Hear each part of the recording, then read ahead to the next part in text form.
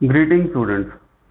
In this module, we will start a new chapter, and that is chapter number 9, Force and Law of Motion. So in this chapter, we will discuss what is force and what are the various rules and what are the various laws that force follows, कि कौन कौन से rules जो हैं वो किसी object के motion के ऊपर apply होते हैं.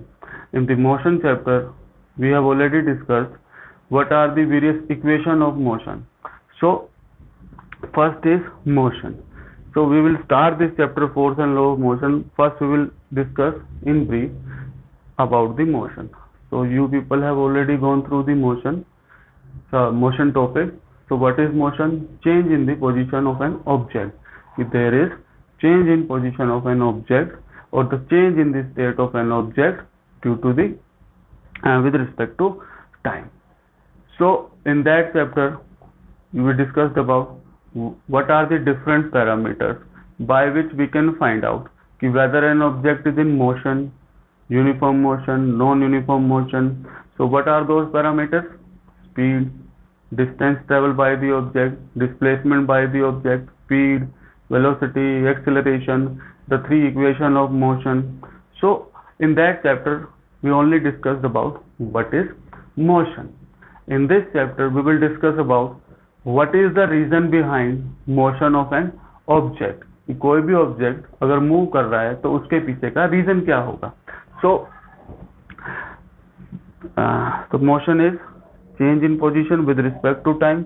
So how an object can be put into the motion, or what are the reason or causes behind the motion of an object, and what are the nature of those causes, कि क्या nature है उस जो पीछे किसी object के motion में आने का. So what is the reason behind change in the speed of an object, कि हम कोई ऑटोमोबाइल ड्राइव कर रहे हैं, फॉर एग्जांपल एक्टिवा है या गाड़ी है, उसको हम ड्राइव कर रहे हैं. So as soon as we increase the speed or put our feet on the accelerator, the speed of that automobile automatically increase. So what is the reason behind change in the speed of an object? Next is while playing the cricket, if you play a pull shot, the ball is coming from there and you are pulling the ball and the ball changes its direction. कि ball सामने से आती है, हम उसके ऊपर जोर से बैट से हिट करते हैं, वो बॉल क्या होती है दूसरी डायरेक्शन में चली जाती है. So what is the reason behind change in the direction of a moving object? So one more important thing written here is what is the natural state of an object. So first we will what is the natural state of an object. The meaning of natural state of an object is कि कोई भी object जो है वो हमेशा in normal condition, let assume this is the marker, this is flowing. After flowing through a particular point ये क्या हो जाएगा, रुक जाएगा. और रुकने का रीजन क्या होगा उसका, क्योंकि उसके ऊपर क्या लग रहा है, फ्रिक्शन लग रहा है कि ये फ्लो कर रहा है. आप बॉल को किसी ग्राउंड के ऊपर रोल करते हो, रोल करने के बाद क्या हो जाता है, जो बॉल है वो क्या कर देती है, फ्लो करना बंद कर देती है. और आप बॉलिंग करोगे, या बॉलिंग करने के बाद मान लो बैट्समैन हिट नहीं करता और कीपर भी नहीं पकड़ता उसको, और पीछे जाके जहां पे भी उसको सपोर्ट मिलेगा वहां जाके वो बॉल क्या हो जाएगी, रुक जाएगी. तो सभी मूविंग ऑब्जेक्ट क्या करना चाहते हैं, they all want to stop. So the natural state of an object is rest. अगर हमको किसी ऑब्जेक्ट को मोशन में लेके आना है तो हमको कुछ ना कुछ उसके ऊपर क्या करना पड़ेगा, वर्क करना पड़ेगा. हमको कुछ एनर्जी spend करनी पड़ेगी, because if you are playing cricket, if you want to pull the ball, you have to consume the energy which is stored inside of your body in the chemical form. So I hope motion is clear to everyone. Ki in this chapter we will discuss about what are the reason behind change in the state of an object. So the most important reason and one of the reason for change in the position of an object, if an object is in rest, it can be put into motion. So 1 minute.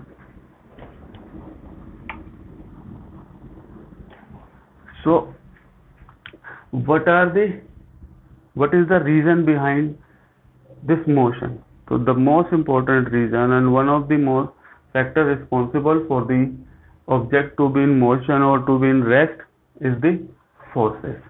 So what is the meaning of force? So force is push or pull that can change the state of an object. की force क्या होता है कि हम किसी चीज को push करते हैं। फॉर एग्जाम्पल कि कोई एक ब्लॉक है, जैसे ये मेरे हैंड के ऊपर ये मार्कर है, ये कब तक मूव नहीं करेगा unless I applied the force. तो मैं क्या कर रहा हूँ, I am pushing this marker. ये मार्कर है, इसको मैं क्या कर रहा हूँ, पुश कर रहा हूँ। पुश करने के बाद ये क्या करता है, रोल करता है, और ये किस में आ जाता है, into the motion. Similarly when you are playing football, कि football is at rest and you are kicking with that football, you are kicking that football with your feet. तो फुटबॉल पहले किस में थी, रेस्ट में। अपने आप तो मोशन में नहीं आई ना, unless you apply the force with your feet. So there are number of examples of forces. We will discuss them later on. So definition is force is push.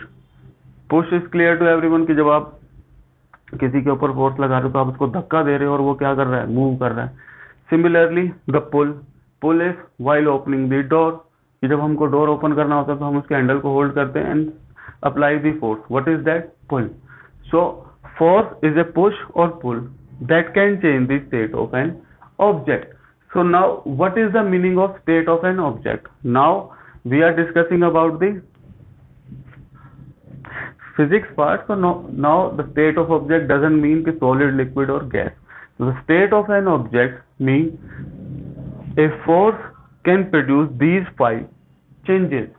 First change is change the state of rest of an object. कि कोई भी object rest पे है तो उसको वो किस में ले आएगा, मोशन में। Second is stop a moving object and bring it to the rest. कि यहाँ पे क्या था, ऑब्जेक्ट रेस्ट पे था, उसको हमने फोर्स लगाया, वो मोशन में आ गया। सेकेंड क्या था, कोई भी ऑब्जेक्ट पहले से मूव कर रहा है, we are applying force and it will stop, रुक जाएगा वो। नेक्स्ट इज इंक्रीज और decrease the speed of a moving object. कि कोई ऑब्जेक्ट मूव कर रहा है तो हम फोर्स अप्लाई करके क्या कर सकते हैं, उसकी स्पीड को इंक्रीज या डिक्रीज कर सकते हैं। Next is change the direction of a moving object. कि कोई ऑब्जेक्ट मूव कर रहा है, by applying the force we can change the direction. Next is change the shape or the size of an object. कि हम force लगाते हैं तो उसकी वजह से हम क्या कर सकते हैं, किसी भी ऑब्जेक्ट के शेप या साइज को हम चेंज कर सकते हैं। Now we will discuss each of them along with the examples. So first is change the state of the rest of an object। कि कोई भी ऑब्जेक्ट है वो रेस्ट पे है तो हम फोर्स लगा के क्या कर सकते हैं, उसकी स्टेट ऑफ रेस्ट को चेंज कर सकते हैं। तो you can write as many as example in this category. I have written only one example, kicking a football. कि फुटबॉल थी, रुकी हुई है, आपने उसको अपने फीट से हिट किया और वो बॉल क्या हो जाती है, पहले रेस्ट में होती है football. As soon as you apply the force with your feet the ball will be in, football will be in motion. Similarly, there are number of example. You can either write example from the sports on daily life. For example, there is a bag. Unless we pull that bag, अब bag है हमारा नीचे पड़ा हुआ, हमको बाहर जाना है, तो हम जो ट्रॉली बैग होता है जिसमें व्हील्स लगे होते हैं, unless you hold that handle of that bag और उसको रोल करना आप शुरू करोगे, तब तक नहीं रोल करेगा जब तक आप क्या नहीं करते, उसके ऊपर पुल करना शुरू नहीं करते या फोर्स नहीं लगाते उसके ऊपर। So that is also you can write under this category the change in the state of rest. So as you can write as many as example कि कोई भी चीज रेस्ट पे है, चेयर है रेस्ट पे है, आप उसको पुश कर देते हो तो वो क्या करने लग जाती है, मूव करने लग जाती है। और वो तभी तक मूव करती है जब तक आप क्या करोगे, प्रेशर लगाओगे या more specifically when you are applying force.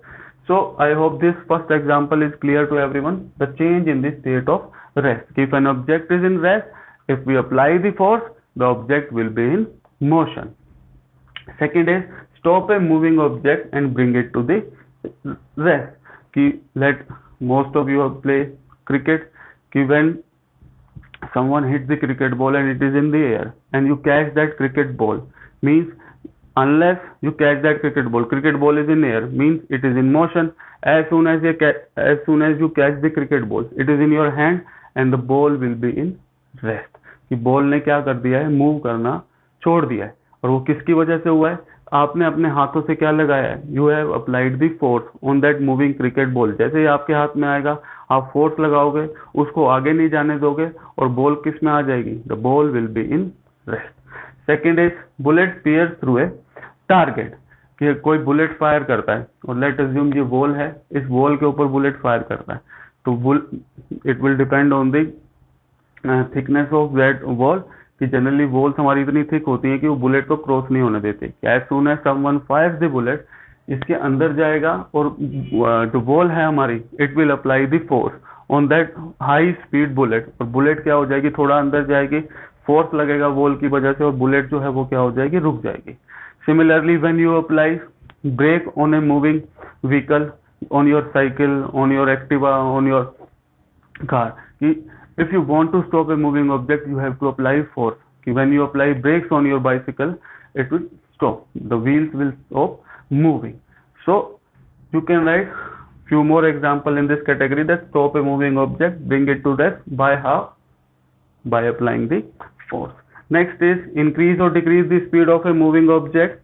So similar you can write the sports example, कि for example someone kicks the football towards you, you kick that football with the more force, its speed will be increase, कि कोई आपकी तरफ cricket ball को, you can also take the example of cricket ball, कि किसी ने, आप spinner है वो आपको बॉल कर रहा है, तो स्पिनर की स्पीड जनरली स्लो होती है, वो आपकी तरफ बॉल हिट करेगा, आपने उसको डबल फोर्स से हिट किया, इट गोज टुवर्ड द 6, कि 6 लगा दिया आपने, तो जनरली क्या होता है कि स्पिनर तो स्लो स्पीड पे बॉल कर रहा है, आप उसके ऊपर अपनी तरफ से फोर्स लगाते हो और बॉल की स्पीड को क्या कर देते हो, you bye applying the force you have increase the speed of it object. Similarly someone balls, let us assume A seamer is bowling, कि कोई फास्ट बॉलर है आपकी तरफ बॉल कर रहा है, उसने अपना पूरा फोर्स लगा के, पूरी एनर्जी लगा के आपकी तरफ बॉल किया, and you have played the defensive stroke, कि आपने उसको डिफेंस कर दिया और बैट से बिल्कुल रोक दिया, तो उसने इतनी स्पीड से आपकी तरफ फेंका, आपने डिफेंस लगाया, उसका जो फोर्स था आपके बैट ने एब्जॉर्ब कर लिया और बॉल की स्पीड क्या हो गई, बिल्कुल स्लो हो गई। So this you can write in the increase और decrease the speed of a moving object. One more example that you can write is when an object is dropped from a certain height. So you can take the example of any of the ball. This is the ball. If we drop this ball from a certain height, कि मैं इतनी ऊपर से ball को क्या कर रहा हूँ, रिलीज कर रहा हूँ, तो जब ये बॉल मैं अपने हाथ से रिलीज कर रहा हूँ, I am not applying any kind of force, but it speed increases as it is going downward, कि जैसे जैसे नीचे जाएगी उसकी स्पीड क्या है, बढ़ती जाएगी। द रीजन इज, ये first you should know why it is going downward, and all of you are aware why it is going downward, due to the earth gravitational force, और simply we say earth gravity.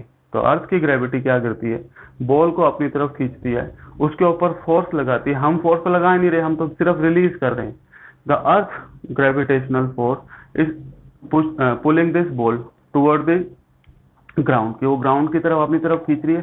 तो जैसे for example यहाँ पे था, यहाँ पे speed क्या है, 0, यहाँ पे स्पीड इंक्रीज हो गई, यहाँ और नीचे जाएगा स्पीड इंक्रीज हो जाएगी। Late assume my hand is the ground level, तो अगर आप कंपेयर करोगे तो इस पॉइंट के ऊपर जो स्पीड है वो अलग है, इस पॉइंट पे स्पीड अलग है, और जो बिल्कुल maximum speed will be at the when it is about to reach the ground level. तो जो बिल्कुल ग्राउंड के पास पहुंचने वाला होगा, at that point of time the speed will be maximum, और उसके बाद क्या होगा, it will hit the ground, और कुछ टाइम के बाद क्या हो जाएगा, stop.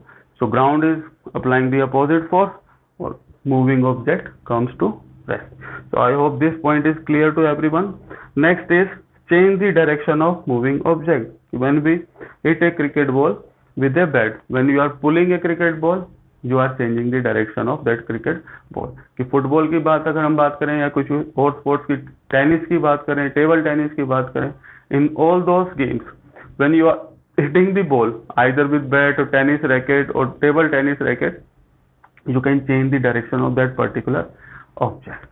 Next is change the shape or size of an object. So first example which is written here is rubber ball. This is the toy ball, this is not exactly the rubber ball. Let us assume how I can change the shape of this ball. This is the toy ball. So when I am applying force, what is happening, the air inside this start to come out, and that is why that silly sound is produced in that particular toy. So what I am showing here, कि when I am applying the force, what is this square circle, when I am applying the force, its shape changes. Now you can see there is a change in the shape. So pressing a rubber ball, similarly in case of balloon, कि when you are applying force on a balloon, its shape changes. But sometime when you apply more force on the balloon will explode, फट जाता है वो. Reason is कि जब हम ज्यादा force लगा देते हैं तो उसकी लिमिट से क्रॉस हो जाता है, it will burst. Next is stretching A spring, कि कोई स्प्रिंग है उसको हम खींच रहे हैं, तो उसके केस में क्या होता है कि जनरली स्प्रिंग जो रहेगा आपका वो मेटल का बना होता है और वो बिल्कुल ऐसे पास रहता है. When you stretch that spring, तो उसके बीच में जो डिस्टेंस है उनकी कॉइल्स के बीच में, it will increase. And when you release that pressure or release that force, it will again come to its original shape. But it doesn't mean कि आप पूरा इसको खींच दोगे तो फिर वो वापस अपनी शेप में आ जाएगा. तो it depend on the type of spring, कि स्प्रिंग के ऊपर आपने फोर्स कितना लगाया. अगर बहुत ज्यादा लगा दोगे it will become a wire. तो वो जनरली एक लिमिट होती है हर एक स्प्रिंग की, तो उसको हम एक पर्टिकुलर फोर्स तक करेंगे और वापस रिलीज करेंगे, it will come back again its to its original shape. अगर ज्यादा लगा देंगे तो वो खराब हो जाएगा spring. So the amount of force is deciding कि whether it will regain its shape or not. So press a rubber ball, press a balloon, stretch a spring. These are the example of change in the shape or size of an object. So we will also discuss in this module the few more examples from our daily life. So most of the example I have explained here is generally from the daily life.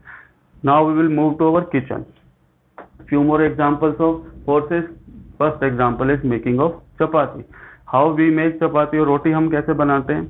First we take the flour, wheat flour, उसको हम पानी वगैरह डाल के उसका dough बना लेते हैं, जिसको हम जनरली क्या बुलाते हैं, आटा बना लिया हमने, और उसको बॉल्स की फॉर्म में रोल कर लेते हैं. Then we by using a belan we apply the force on that dough ball, और वो क्या हो जाता है, एक फ्लैट डिस्क के अंदर कन्वर्ट हो जाता है. That is by pressing the dough with a rolling pin. Dough का मतलब जो आटे का आपने रोल्स बनाए हैं विद ए रोलिंग पिन, जिसको हम सिंपल लैंग्वेज में क्या बोलते हैं, बेलन बोलते हैं.